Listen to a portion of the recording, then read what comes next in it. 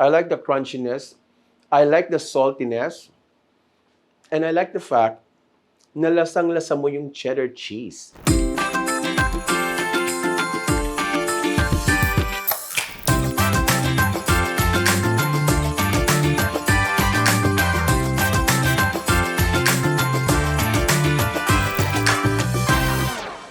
Hello everyone and welcome to another episode of Perfection Achieved.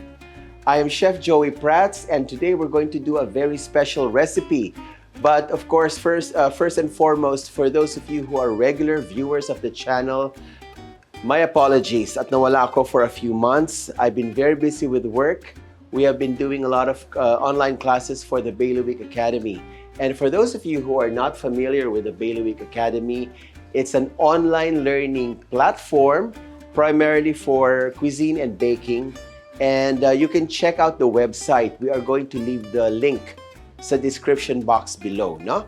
And sa mga new viewers, if you like what you see, please do not forget to subscribe to the channel and hit the like button as well as the notification bell para you are updated whenever we upload a new video.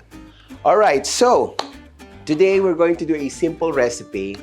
One of my favorite snacks whenever nagbi-binge watching ako sa Netflix, me and my partner, are cheese crackers, no? So we buy our cheese crackers from your local supermarkets like this one, and they're okay. They're good. They're inexpensive, but parang medyo bitin sa cheese flavor. So I said, why don't I make my own cheese crackers? They're very easy to make and you know, you can store them for a long time. And a lot of students have been asking for this recipe anyway. So sabi ko, sige, let's feature it sa ating YouTube channel. And here I have a plate of the homemade version, which I'm going to show you how to make. Sabi ko nga sa inyo, they're very easy. You know, you can serve them as is. You can serve them with some dips if you want.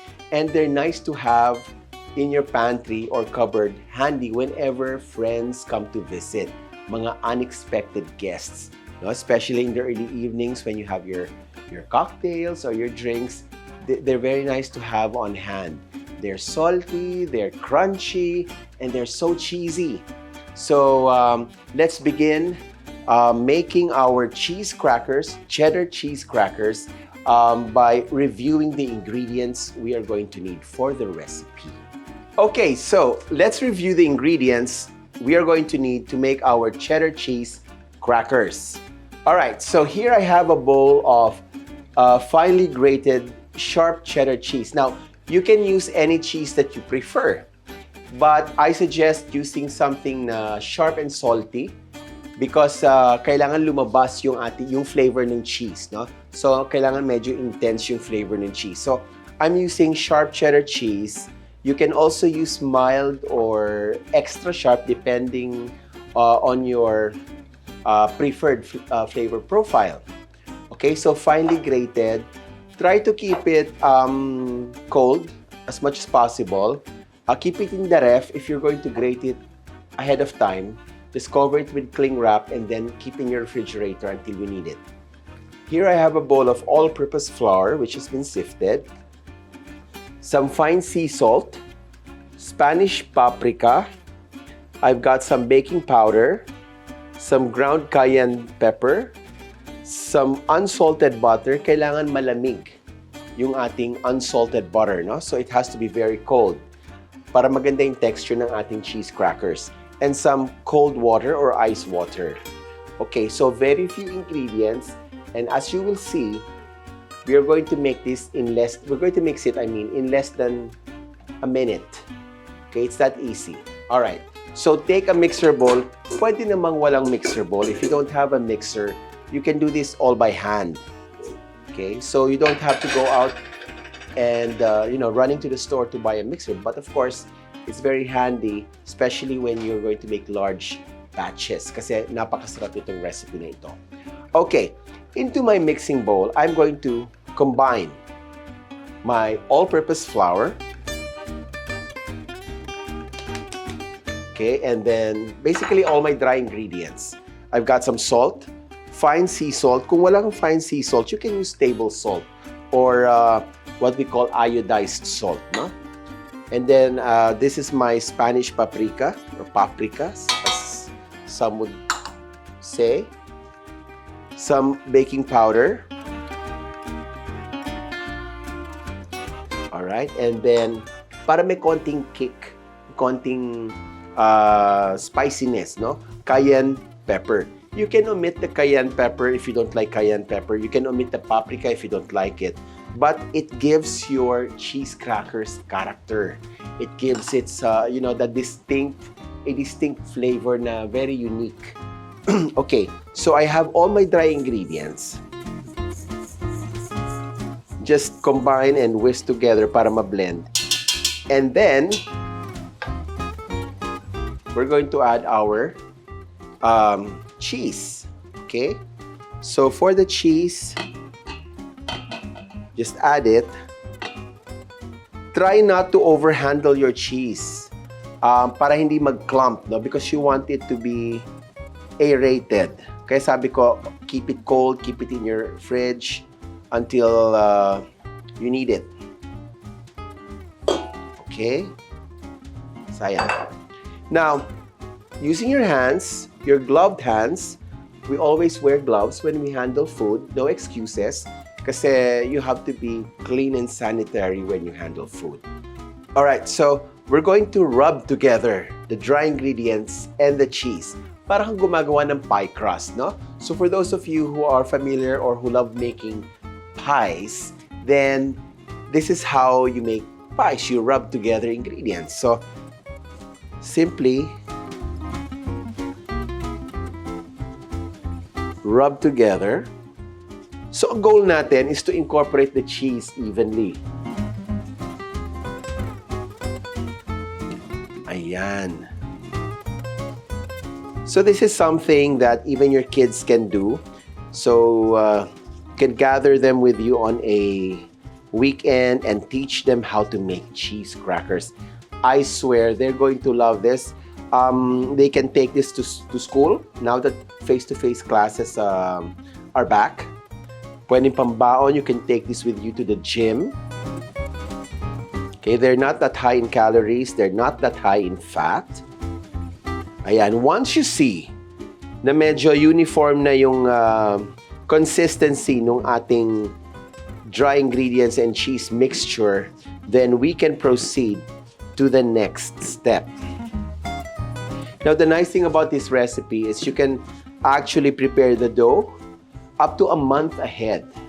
And then just keep it in your freezer for up to a month. And then every time you want freshly baked cheese crackers, you just take it out, you slice, and bake. So, maganda yung mga recipes na ganon, di ba? Because sometimes, you never know kung kailan meron kang unexpected guests na darating or even family members, and you want to have something in your fridge, your freezer, your pantry, na something that you can whip up in just a few minutes and serve to these mga unexpected guests. Ayan. So, once ganito na yung consistency, makikita ninyo, even na, no?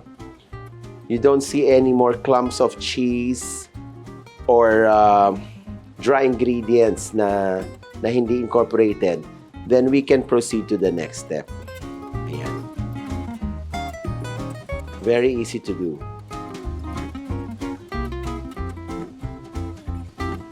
Okay. So, let me just switch to a new pair of gloves. So, marami nagtatanong, Chef, bakit ka laging naka-gloves all the time? Para kang doktor. Yan. Kasi, food is a very sensitive thing. I worked for big companies like in-flight catering outfits and those that cater to, let's say, hospital patients and all of those. And kailangan talagang sobra tayong conscious when it comes to food preparation. Kailangan malinis, kailangan sanitary lahat. Kasi the moment na meron tayong bacterial contamination of any sort and nagkasakit yung ating consumer, let's say a customer of yours, if you're in business, then you can get sued for it. People can get sick, they can be hospitalized, or they can even die. No? Pwede magkaroon ng fatalities just because nagkaroon ng bacterial contamination in the kitchen. So it's very important. Kami nga pag nasa workplace, we have to wear masks. No? Kahit healthy ka, wala kang sakit, you have to wear mask and gloves, and you really have to cover yourself pagdating sa food preparation. Sabi ng iba, OA daw or masyadong maarte. Pero you cannot risk kasi getting sick eh. Especially now na maraming lumalabas ng mga sakit, di ba? You have the COVID and then now you have the monkeypox. So I wonder what's next. So life is exciting, but not that way. So anyway, I have my cold butter. It has to be really cold, if possible, straight from the fridge. No? Kasi the wonderful thing about this recipe is yung texture niya. So if your butter is not cold, if it's too soft, then it gets fully incorporated into your dough, and it won't leave that flakiness and that that crunchiness that you desire. So I'm going to add my cubed butter, cold cubed butter, and then we're going to load this up sa ating mixer. Yan. And this takes just about 1 minute to mix. Ayan. Alright. So, low speed lang tayo for about 1 minute.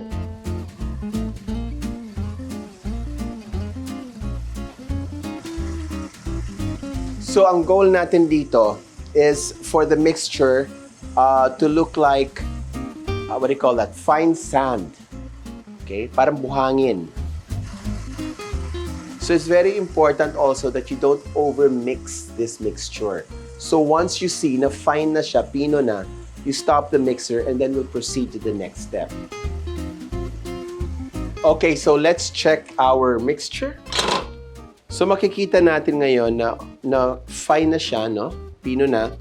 Kung merong mga little bits of butter na hindi ganun ka-fine, that's no problem. Don't worry about it. No? This is not a super, sensitive recipe. Kung merong mga konting buo-buong butter na hindi masyadong naging fine, that's no problem. Leave it. It won't ruin the recipe at all. Now, for our next step, take your ice water or very cold water, and then on low speed, pag sinabi natin low speed, if you're using a KitchenAid, that's speed 2. Okay? Now, we're going to add this gradually, unti-unti, and then we continue to mix until mag-form ng dough yung ating mixture. Alright? So here we go. So unti-unti, this way, about a teaspoon at a time.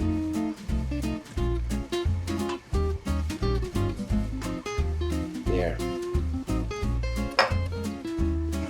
Continue to mix. It takes about 30 seconds or so until maging dough, mag-form ng dough yung ating mixture.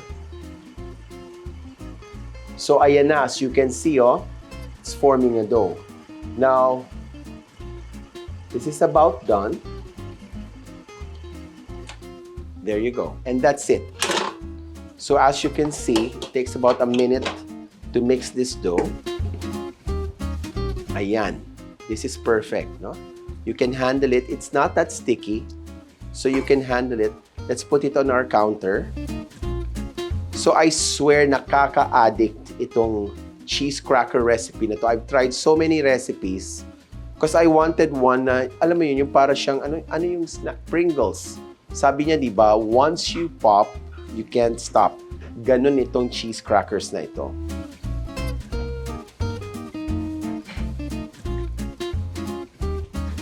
Alright, so here is our dough. If you weigh your dough, you should get, there you go, about 600 grams. This one is 608. So we're going to divide this into 2. So bali tagti 300 grams approximately. In our case, in 608 grams siya, 304 grams. Ayan. So let's divide this into 2. Next, you take one piece of your dough and then we're going to roll it out into a log. Okay, into a log 12 inches or 30 centimeters long. Okay, ang sarap i-handle nitong dough na to kasi para siyang modeling clay. So it will take you back to your elementary days when nalala nyo yun, yung mga project natin using modeling clay. Ayan. So, roll it out gently. Huwag magmadali, especially if you're a beginner. Walang contest. Kasi kailangan, when you roll out mga ganitong klaseng recipes or dough, even, hindi pwedeng manipis dito makapal. Kailangan yan even yung diameter niya. Now, the reason we're doing this is, once we achieve 12 inches or 30 centimeters, we're going to wrap it in cling wrap, put it in the fridge for at least maybe 4 hours hanggang sa maging matigas siya, or up to 1 week sa fridge. If you intend to keep it longer, put it in your freezer for up to a month. Okay? Maganda kasi dito, anytime, you can just slice it and then bake it. Now, if you want to make cheese crackers na iba-iba yung shapes, then all you have to do is to take your dough, roll it out sa lightly floured surface using a rolling pin, and then use cookie cutters to cut it into different shapes. Pwede rin yun. Or cut it into small squares. Ayan. Ang hirap pag OC ka, no? Because talagang kailangan perfect. Kaya siya Perfection Achieved, yung title ng show natin. Hindi pwedeng 29.5 cm or 30.5. Kailangan 30 eksakto. Ayan, 30 eksakto. Okay, I'll set this aside first. Mamaya ko na siya babalutin, sabay nung isa. There you go. Okay, so I'll roll this also. So I have 2 logs, 30 centimeters per log. Okay? Now I'm going to wrap this in cling wrap. And then we're going to keep this in our fridge, sabi ko nga, for up to 1 week. Or in your freezer for up to a month. Ayan. So ganyan lang siya.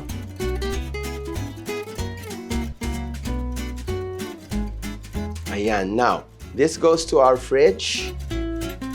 At least 4 hours, ha? Para talagang solid siya. Okay? So, let's take a pause, a break, and then when we come back, I'll show you how they will look like when they're 4 hours chilled, and then we're going to proceed with slicing and baking. Don't go away. Okay, so we're back. And eto na siya, yung ating dalawang logs, no, na has been chilling for 4 hours. So, let's remove the cling wrap.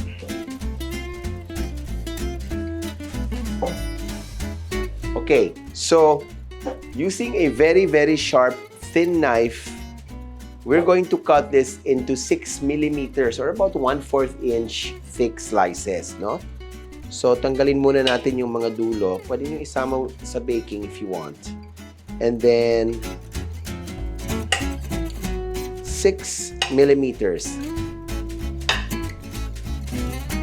And then, have your sheet pan or baking sheet, line it with parchment paper, and then i-arrange yung cheese crackers dito, no? So, leave about kahit half an inch or about 1.25 centimeters between the crackers. Hindi naman siya nag-expand ng malaki, but of course, you need a little bit of space, no?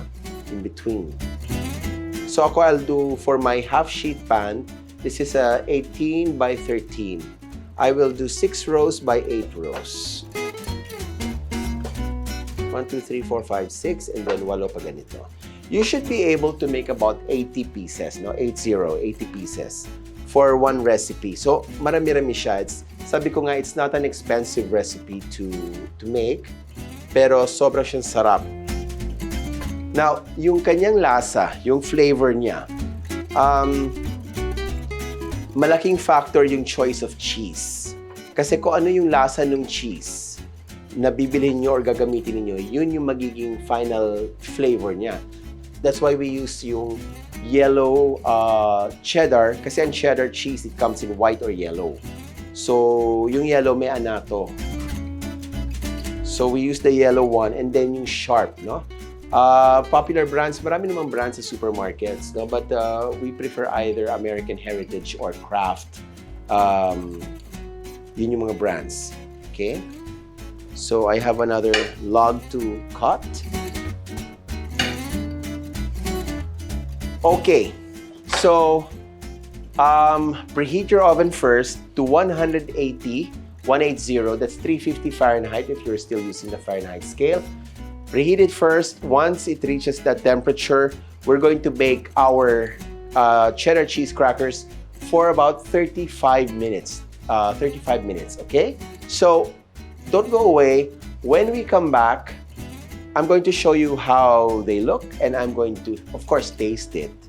And then, in the meantime, please watch this. This is a teaser of one of my classes at the Bailiwick Academy. So as I said, nasa description box yung link to the Bailiwick Academy. Check it out. We have about 36 or 37 classes to date. Maraming pagpipilian. So if you love baking or even cooking, that's a website to check out, no? So there are fabulous chefs there.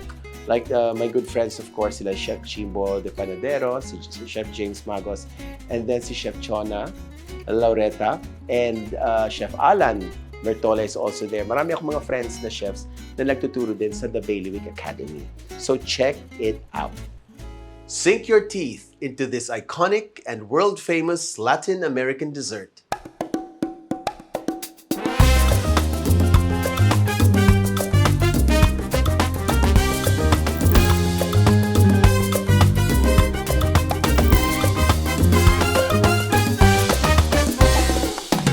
Soft and fluffy vanilla sponge cake drenched in a medley of 3 milks: condensed milk, evaporated milk, and whole milk. Topped with a billowy whipped cream frosting and embellished with plump, juicy strawberries.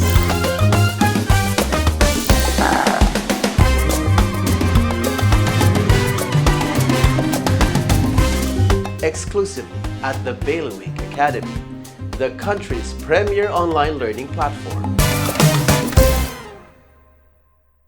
Okay, we are back, and I hope nagustuhan ninyo yung teaser for my class, yung Tres Leches cake that's available at the Bailiwick Academy, no?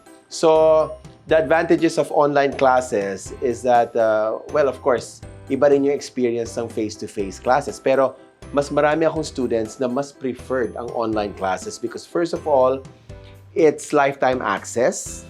Second, you can access it from any device, from your laptop, your desktop, your tablet, your cell phone, so easily accessible.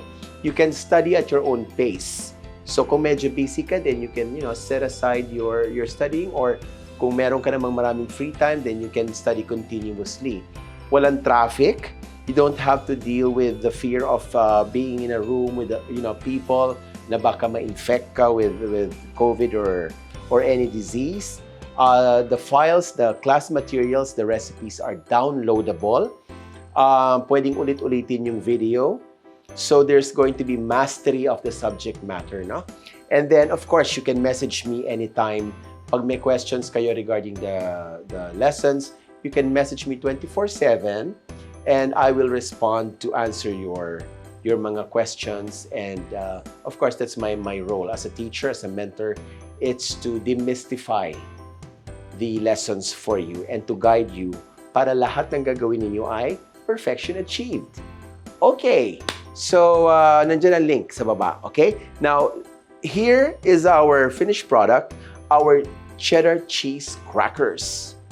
Okay, so as you can see, such a beautiful item to serve, to your friends, to your family. It keeps a long time. Ang shelf life nito, it will keep for up to a month in a tightly sealed container, maybe even longer than a month. And you can eat it on its own. Masarap siya at super, super crunchy. Let's see.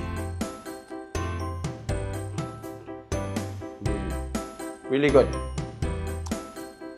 I like the crunchiness. I like the saltiness.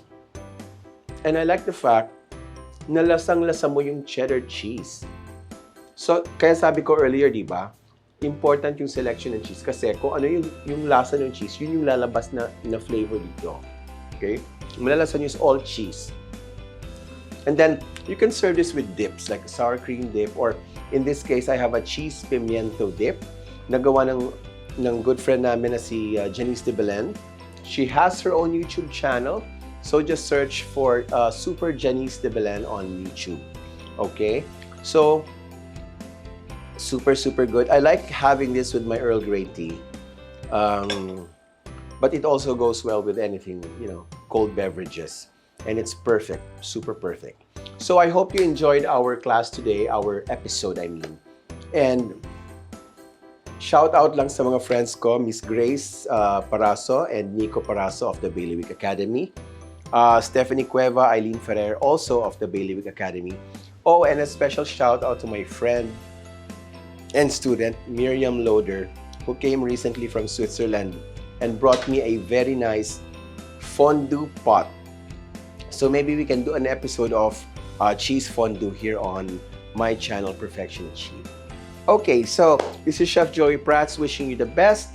Please stay safe and God bless you all. I'll see you all on our next episode.